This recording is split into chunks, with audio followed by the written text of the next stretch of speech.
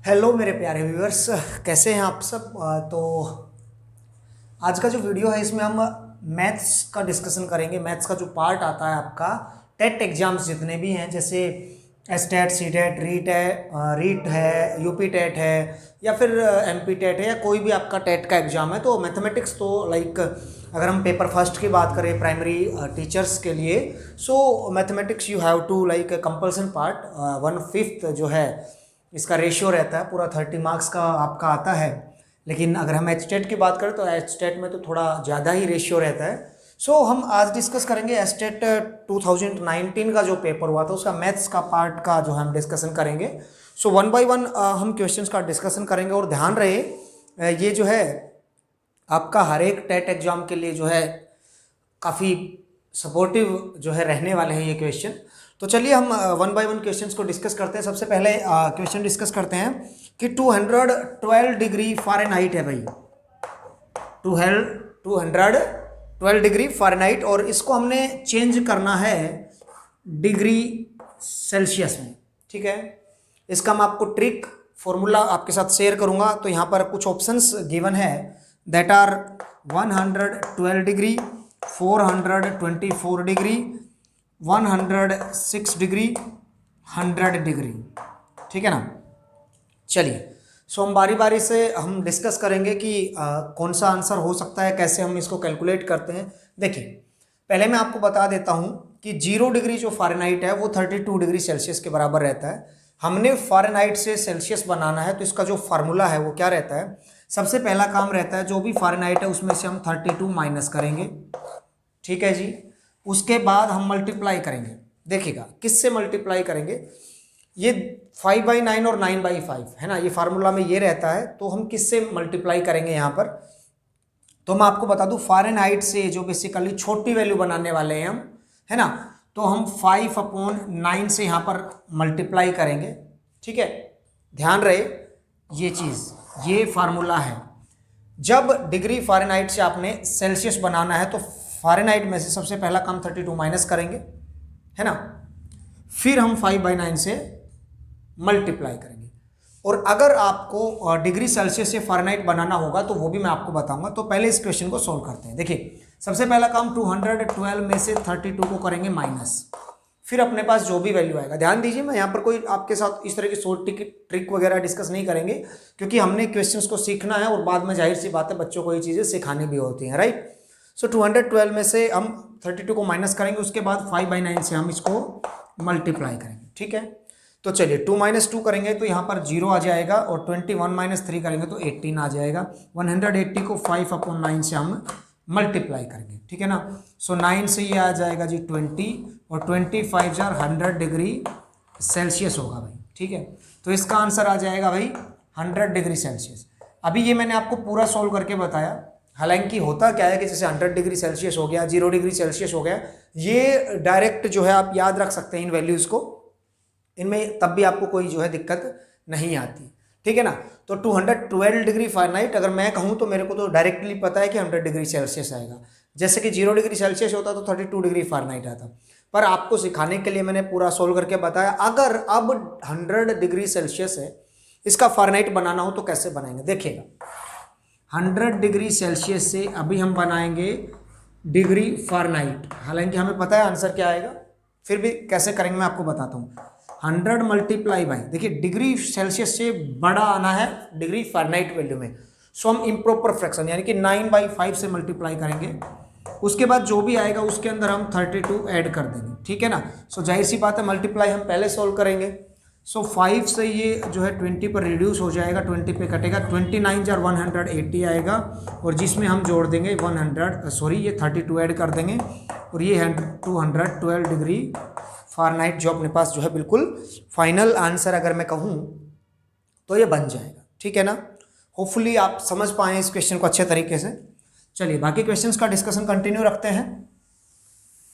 Hopefully आप समझ पा रहे हैं, कमेंट करके बताइए अपने जो भी आपके साथी टीचर हैं जो कि अप्लाई कर रहे हैं, भावी शिक्षक मैं कहूँगा। ठीक है, तो उनके साथ शेयर कर दीजिएगा वीडियो को।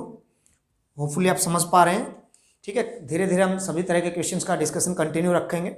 चलिए अगला है भाई area of an equilateral triangle, equilateral triangle, समबाहु त्रिभुज। इक्विलेटरल ट्राइंगल वो हिंदी में बोलते हैं समबाहु त्रिभुज का क्षेत्रफल, त्रिभुज का क्षेत्रफल। ये इसका यहां पर आपसे जो है फॉर्मूला पूछा गया है, एरिया निकालने का फार्मूला पूछा गया है। काफ़ी सारे ऑप्शंस हैं, तो हम आपको इसका फार्मूला बता देते हैं, ऑप्शंस का नहीं बता रहे हैं हम आपको कि कैसे क्या करना है। तो इसका सिंपल जो area of an equilateral triangle का फार्मूला है वो रहता है √3/4 a²। ध्यान दीजिए √3/4 a²। जहां पर जो a है वो साइड रहता है, side of an equilateral triangle. ठीक है, समबाहु त्रिभुज की भुजा a यानी कि कुछ भी हो सकती है। अगर मान लीजिए वो 10 है, मान लीजिए वो 2 सेंटीमीटर है ना, तो इस तरह से। अब मैं आपको इसका एप्लीकेशन बता देता हूं थोड़ा सा। अगर मान लीजिए समबाहु त्रिभुज की भुजा 2 सेंटीमीटर दे रखी है, ठीक है ना, a का वैल्यू 2 सेंटीमीटर आपके पास दे रखा है, तो एरिया बताना है तो √3/4 वर्गमूल 3/4 a का स्क्वायर है। a कितना है अपने पास 2 है ना, a कितना है 2 है, तो यहां पर हमने क्या करना है a का स्क्वायर। ओके, तो a का वैल्यू 2 है तो a का स्क्वायर होगा 4 और 4 से 4 कैंसिल हो करके वर्गमूल 3 सेंटीमीटर स्क्वायर, ये जो है आपके पास उत्तर बन जाएगा। ये हमने अगर आपके पास वैल्यू दे रखा हो साइड का तो कैसे कैलकुलेट करते वो बता दिया। तो ध्यान रखेंगे हम इक्विलेटरल ट्रायंगल का जो एरिया निकालते हैं समबाहु त्रिभुज का क्षेत्रफल, उसके लिए सूत्र क्या रहता है, ध्यान रखेंगे हम इस बात का। चलिए तो अगला क्वेश्चन डिस्कस करते हैं। अभी नेक्स्ट क्वेश्चन है अपने पास, हमने मान बताना है 0.25 को 32 से डिवाइड करना है। 0.25 को 32 से डिवाइड करना है। ठीक है जी, चलिए तो इसके ऑप्शन भी दे रखे हैं बट हम सीधा सीधा करते हैं। तो बेसिकली जो ये वैल्यू है ये 25/100 25/100, भाग के निशान को ये 32/1 है। इस डिवाइड को हम अगर मल्टीप्लाई में चेंज करते हैं सो ये 1/32 हो जाता है, इतना तो हमें पता ही है। ठीक है जी, अभी इसको बेसिकली हमने करना है सोल्व। अगर हम इसको 0.25 भी रखें तो ध्यान देंगे कैसे करेंगे हम। 0.25 को 32 से डिवाइड करना है, सीधा सीधा उसी रूप में लिखा है हमने। डेसिमल जब हटाएंगे तो यहाँ पर 0 0 बन जाता है, सिंपल है, इसमें कोई दिक्कत है नहीं। ठीक है ना, अभी इसको जब सोल्व करेंगे सो 25 से काटें या फिर 5 से काटें या फिर सीधा सीधा हम ये बोले कि मल्टीप्लाई 100 है ना, तो 25 से ये 4 आ जाएगा और 1/4 दूनी 8 4 3 12 1/128 बन रहा है ना। तो ये आप देख पा रहे हैं 1/128 बन रहा है। लेकिन इसको जब सोल्व करेंगे तो इसके लिए हमारे को क्या करना पड़ेगा, कैसे हम इसको सोल्व कर सकते हैं, क्या लगता है आपको इस बारे में बताइएगा। कमेंट भी कर सकते हैं आप, कैसे किया जाएगा। तो ये सिंपल बेसिकली हमने डिवाइड ही करना है इसको, है ना। तो डिवाइड करने के लिए कुछ नहीं करना है, सिंपल 1 ऐसे ऐसे करके ही डिवाइड करेंगे। हालांकि ऑप्शन से भी थोड़ा आइडिया आ सकता है। डेसिमल लगाएंगे, 0 लगा करके डेसिमल लगाएंगे, 1 0 लगाएंगे, बात बनेगी नहीं, 1 0 लगा दिया, फिर से 1 0 लगाया, 100 पर भी ये डिवाइड नहीं होगा, ये 1000 पर डिवाइड होगा। ठीक है ना, तो ये 12 8 96 ज़्यादा जाएगा तो 7 पे जाएगा। तो इस तरह से अगर हम ऑप्शंस को देखेंगे तो थोड़ा थोड़ा आइडिया आ जाता है, लेकिन फिर भी हमने पूरा सोल्व करना पड़ेगा। तो इसको 7 पे डिवाइड करेंगे तो 7 8 4 56, 7 8 56, 5 हासिल जाएगा, 7 दूनी 14, 5 19, 1 जाएगा हासिल, 7 एकम 7 और 1 8। अब इसको घटाएंगे, 10 में से 6 गया तो 4 बचेगा, 9 में से 9 गया तो 0 बचेगा, 9 में से 8 गया तो 1 बचेगा। अब 0 लगाएंगे, 0 उतारेंगे। अभी क्या है कि 7 पे ये ऐसा आ रहा था अपने पास 896, 104 बच रहा था। तो अभी क्या है कि ये 40 बढ़ा है तो 144 बनता है। तो शायद से ये मतलब कि हम अगर 8 पे ट्राई करें तो बन जाएगा कि नहीं बनेगा, 8 पे बन जाना चाहिए। चेक कर लेते हैं, 128 × 8 कितना आ रहा है, 8 8 64, 6 8 दूनी 16, 6 22, 2 8 1 8 और 2 10, 1024 आ रहा है, यानी कि ये बात बन जाएगी यहाँ पर 8 पर। तो 1024 आ रहा था, तो यहाँ बचेगा 16, एक जीरो लगाया, एक जीरो उतार लिया है, ठीक है, 160 हो गया है। अब 128 से कम 128, 160 में से हम 128 को माइनस कर देंगे यहाँ पर, ठीक है। तो 10 में से 8 जाएंगे तो 2 बचेंगे, 5 में से 2 जाएगा, 3 बचेगा, फिर एक जीरो लगाएंगे हम, एक जीरो उतार लेंगे, ठीक है ना। फिर अब 2 से जाएगा तो 0.00782, तो 7812 0.00। तो इस तरह का अगर मैं ऑप्शन देखूँ तो एक ही ऑप्शन है, और जो कि है 0.00782 और 5, तो ये आपका उत्तर बन जाएगा। तो इस तरह से जब जब आप डिवाइड करते जाते हैं तो ऐसा देख लें कि इस तरह का आपके 4 ऑप्शंस में से कौन सा उत्तर बिल्कुल ठीक ठीक सा बन रहा है, जिससे कि आपको आसानी हो जाती है आंसर को ढूंढने में, आपको पता लग जाता है कि कौन सा आंसर आएगा। तो देखिए हमने 0.00782 तक तो कर ही दिया था, आगे ये 5 पर पूरा पूरा हो जाता अगले स्टेप में, है ना। चलिए, तो फिलहाल ये क्वेश्चन भी हो गया है हमारा। अगला क्वेश्चन डिस्कस करते हैं। आप समझ पा रहे होंगे, फिर भी आप जो है कमेंट करके हमें बता दीजिएगा, है ना। चलिए, अगला क्वेश्चन है, हम 4th क्वेश्चन डिस्कस करेंगे यहाँ पर, ठीक है। सो क्वेश्चन है, एक दुकानदार ₹18 पर डजन की जो है रेट से पेंसिल खरीदता है, ₹18 प्रति दर्जन, है ना, प्रति दर्जन, ठीक है। ये है क्रय मूल्य, खरीदता है भाई, है ना, यानी कि कॉस्ट प्राइस है, सीपी है ये, ठीक है। आगे लिखा है कि 20% लाभ पर बेचता है, 20% लाभ पर, 20% प्रॉफिट पर बेच देता है, ठीक है। प्रति पेंसिल का जो है विक्रय मूल्य बताना है, पर पेंसिल, पर पेंसिल क्या बताना है हमने, सेलिंग प्राइस, ठीक है ना। तो इसका मैं आपको सीधा सीधा अगर सूत्र बताऊं तो कैसे कर सकते हैं इस सवाल को। जो भी अपने पास कॉस्ट प्राइस है, हालांकि ये 18 रुपये एक दर्जन का है, यानी कि 12 जो बनाना है, 12 केला है ना, कोई भी वस्तु है, पेंसिल है बेसिकली यहाँ पर, डजन में हम यूजुअली बनानास परचेज करते हैं, तो ये डजन में पेंसिल है, तो इनका अगर हम देखें तो 12 एकम 12, 6 मतलब 1.5 रुपये का है एक, है ना। तो देखिए होता क्या है, सेलिंग प्राइस निकालने का जो सिंपल फार्मूला है, क्या होता है इसमें, cost price multiply 100 plus profit upon 100, ठीक है ना। तो ये रहता है, तो सेलिंग प्राइस 1.5 है, तो 1.5 मल्टीप्लाई 120 अपॉन करेंगे 100, डेसिमल हटा के 1 जीरो और आ जाए, ठीक है। 1 जीरो से 1 जीरो कैंसिल हो गया है यहाँ पर, 5 से 3, 5 से यहाँ पर 20, ठीक है, 2 से 10, 2 से 6, 6 18 बटा 10, यानी कि 1.8 रुपीज़, ठीक है ना, यानी कि 1.5 रुपीज़, यानी कि 1.5 रुपये, 1 रुपये 50 पैसे में खरीदी थी और 1 रुपये 80 पैसे में जो है वो बेच देगा एक पेंसिल को, ठीक है। होपफुली जो है आप इस बात को अच्छे से समझ पाए हैं। चलिए, और क्वेश्चंस को हम डिस्कस कर लेते हैं जो एचटेट में हमारे 2019 में हमने फेस करे हैं, ठीक है। चलिए, अगर आप रिकमेंड करें तो हम जो है द सेम थिंग आपको लाइव पढ़ाना स्टार्ट कर देंगे, है ना। चलिए, अब एक अच्छा क्वेश्चन है, 140 मीटर लंबी दीवार को 36 आदमी, 140 मीटर दीवार को क्या है भाई, 36 आदमी 21 दिन में,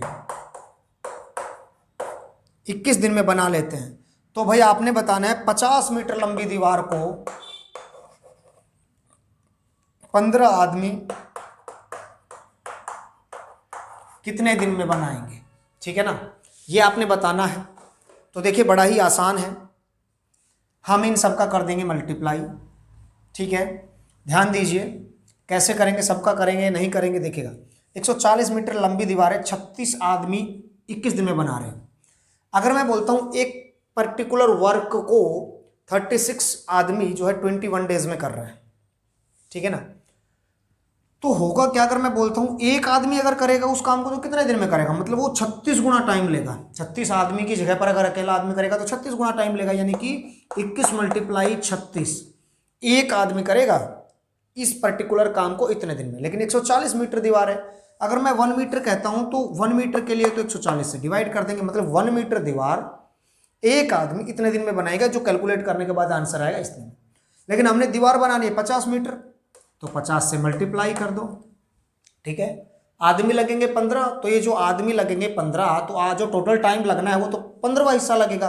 सो 15 से कर देंगे यहाँ पर डिवाइड, अपने पास आ जाएगा आंसर। देखते हैं, 0 से 0 कैंसिल कर दिया है जी, 7 से 2, 7 से ये 3 और 2 से ये 18, ठीक है, और 3 से ये 5।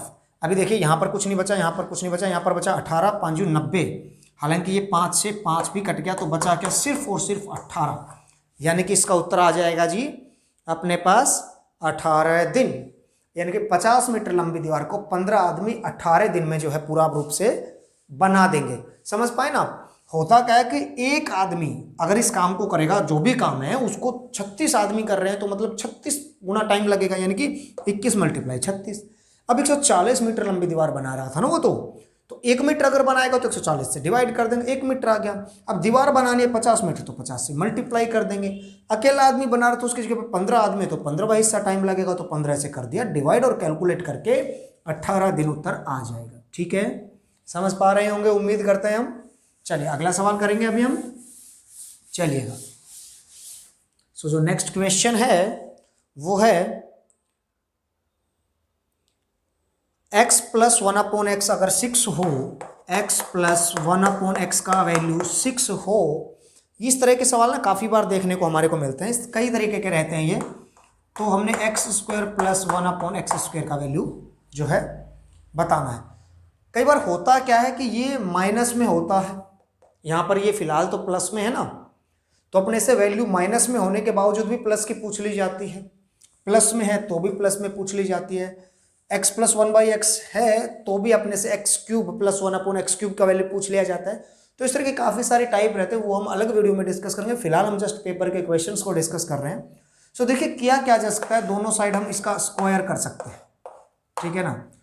अब देखिएगा a + b whole square, so a का स्क्वायर प्लस b का स्क्वायर प्लस 2a और b, समझ रहे हो आप। और x का जो 6 का स्क्वायर 36 हो गया, सो x से x कट गया है यहाँ पर, सो x² + 1/x², और प्लस क्या है, ये 2 है, = 36 है। ध्यान दीजिए होगा क्या, ये भी जो 2 है दूसरी साइड जाकर के प्लस का था तो उस साइड माइनस हो जाएगा, ठीक है।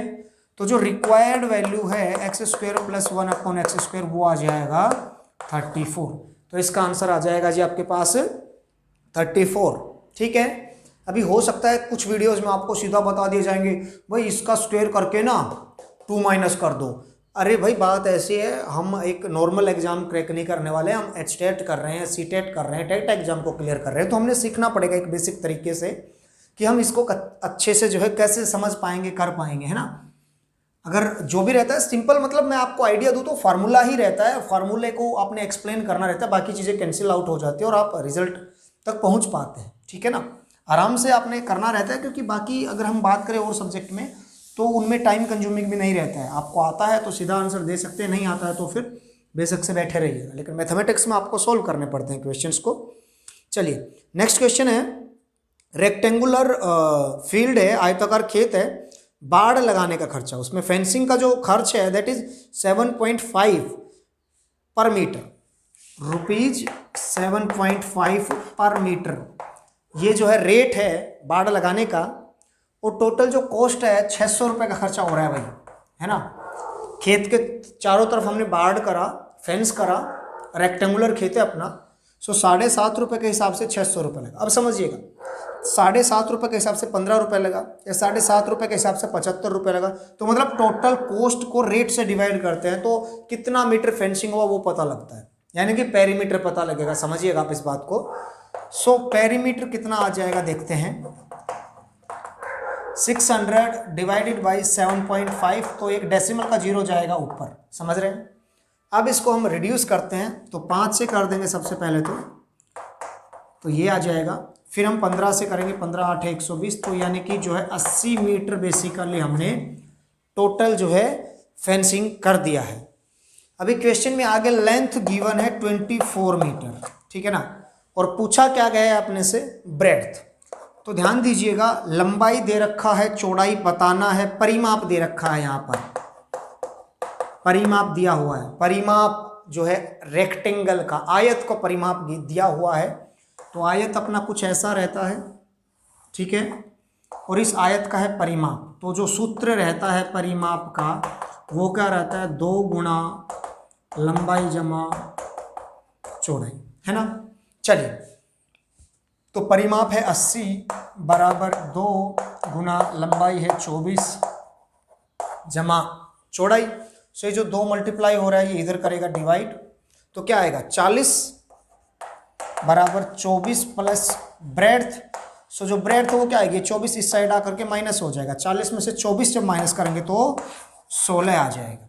तो यानी कि जो ब्रेड्थ है वो अपने पास आ जाएगी भाई 16। ठीक है, समझ पाए आप इस बात को अच्छे से? बहुत बढ़िया, अच्छे से समझ पा रहे हैं, बहुत बढ़िया है ये, अच्छा लग रहा है। चलिए, तो अगला क्वेश्चन किया जाए अभी। चलिए अगला क्वेश्चन कर लेते हैं। 2019 का जो एचटेट का पेपर है उसके क्वेश्चंस को डिस्कस कर रहे हैं हम। इस तरह से आपके लिए जो है काफ़ी सारे क्वेश्चंस पेपर को हम डिस्कस करेंगे बारी बारी से, ठीक है। रीट के लिए, एचटेट के लिए, सीटेट के लिए आप जो आराम से इन सवालों को कर पाएंगे। अभी एक क्वेश्चन है, जो नेक्स्ट क्वेश्चन है, दैट इज x का वैल्यू है 1, y का वैल्यू है 2 and after that a square x plus ay is equal to है 3। तो हमने a का वैल्यू बताना है, तो यानी कि सिंपल x और y का वैल्यू हम यहाँ रिप्लेस कर देंगे और a का वैल्यू आ जाएगा। देखिएगा, x का वैल्यू है 1 तो मैंने यहाँ लिख दिया 1, y का वैल्यू है 2 तो हम यहाँ लिख देंगे 2, ठीक है। अगले स्टेप में लिख सकते हैं वैसे आप। सो क्या होगा, a square plus 2a, a square plus 2a is equal to 3, ठीक है। समझ पा रहे हैं आप? a को लिया जा सकता है यहां से कॉमन, लेकिन वो नहीं करके हम क्या करेंगे, a स्क्वायर प्लस 2a और ये 3 इधर आके -3 हो जाएगा। सही है जी। अब देखिए भाई क्या बनेगा, ये एक अपने पास द्विघात समीकरण बन रही है, क्वाड्रेटिक इक्वेशन, जो कि 10th क्लास में बेसिकली चैप्टर रहता है वैसे तो यहाँ पर ऐसे 2 नंबर देखने हैं जिनका प्रोडक्ट -3 आए और सम आए प्लस का 2। तो यानी कि माइनस का प्लस का तो 3 और माइनस का 1, ऐसे 2 नंबर है जिनका प्रोडक्ट आता है -3 और सम आता है प्लस का 2, है ना। चलिए, सो हम क्या करेंगे, a स्क्वायर प्लस 3a minus a minus 3 is equal to 0। मैं यहाँ पर फैक्टराइजेशन मेथड, गुणनखंड विधि से जो आपको द्विघात समीकरण के मूल्य निकालने की अगर बात करें, रूट्स कैसे निकालते हैं वो सीख रहे हैं, ठीक है। तो ये कर दिया। देखिए यहाँ पर ये जो 2a है ना, splitting the middle term method भी बोलते हैं इसको, 3a माइनस a ये 2a आ जाता है ना। तो देखिए अभी इसमें से क्या कॉमन आ सकता है, a, और जब a कॉमन लिया तो a बच गया होगा। a कॉमन लेने का मतलब a स्क्वायर को a से डिवाइड किया तो a बच गया। अभी प्लस 3a में से हमने a बाहर निकाल लिया तो जमा का 3 बचा होगा। अभी क्या है, यहाँ पर ये माइनस है, हमने प्लस a बनाना है इसको, ये प्लस a है ना, इसलिए तो हम माइनस का 1 कॉमन ले लेंगे तो ये प्लस a बन गया, और -3 में से -1 कॉमन ले लिया तो प्लस का 3 बन गया इज इक्वल टू, तो 0 है ही। तो ये a प्लस 3 सेम सेम बन गया, कोई दिक्कत नहीं। अब ये पूरे में से a प्लस 3 अगर कॉमन ले लिया जाएगा, सो a बचा इधर तो, और यहाँ बचा -1 इज इक्वल टू, तो 0 है ही। अब ये दोनों का प्रोडक्ट 0 है, आइदर दिस इज 0 और दिस इज 0, है ना। सो a प्लस 3 अगर 0 होगा तो a का वैल्यू आ जाएगा -3, और दूसरे केस में अगर हम देखेंगे तो a का वैल्यू 1 आ जाएगा, क्योंकि a माइनस 1 0 है तो a का वैल्यू 1 आ जाएगा। तो यहाँ पर a के 2 आंसर है, -3 एंड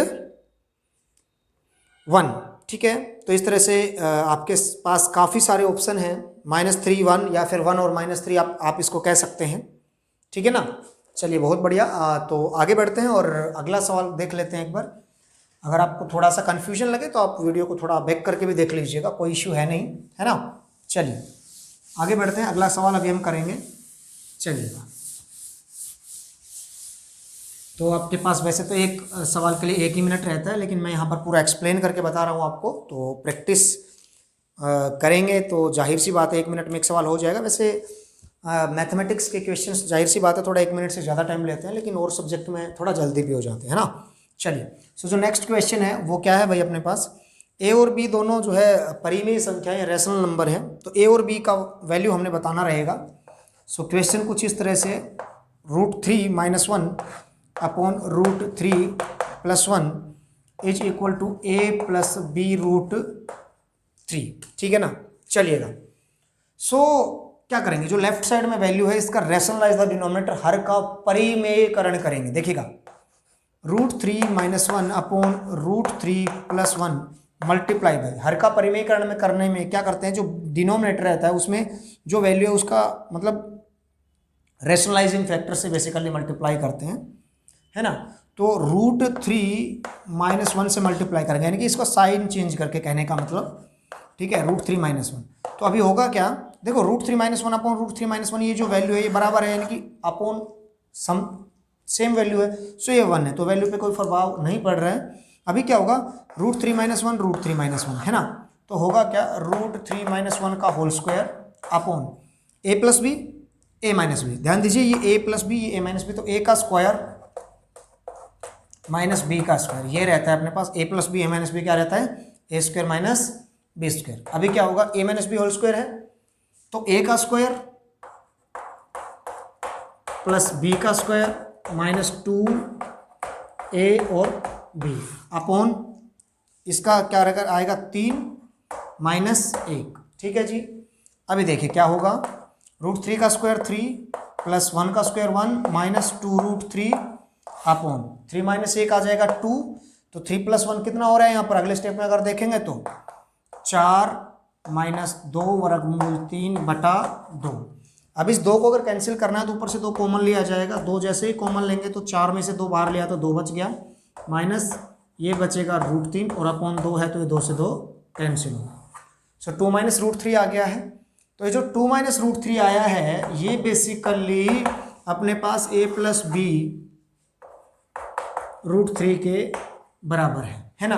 तो देखिएगा a का वैल्यू आ गया जी आपके पास 2 और b √3 का वैल्यू है माइनस का √3, ध्यान दीजिए। सो √3 से √3 कैंसिल होगा तो b का वैल्यू आ जाएगा माइनस का 1, b -1 और a का वैल्यू 2, तो a का वैल्यू 2 और b का वैल्यू आ गया है जी अपने पास -1, तो इसका ये आंसर जो है बन जाएगा। ठीक है, होपफुली आप इस बात को अच्छे से समझ पाए होंगे।